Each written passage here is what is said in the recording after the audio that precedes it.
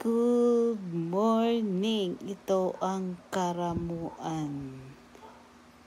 Nasa tabing dagat tayo kasi ang aga-aga nating gumising. Dahil subukan natin dyan ay maglakad-lakad, tumakbo. Yung dating pinapanood lang natin sa TV or sa Instagram, sa Facebook, sa mga social media, pinopost nila. Ngayon nakarating din tayo dito. Super ganda, as in super ganda talaga. Tas dito lang ulit ako nakakita ng natural ng buhangin na pinong-pino. Ayan.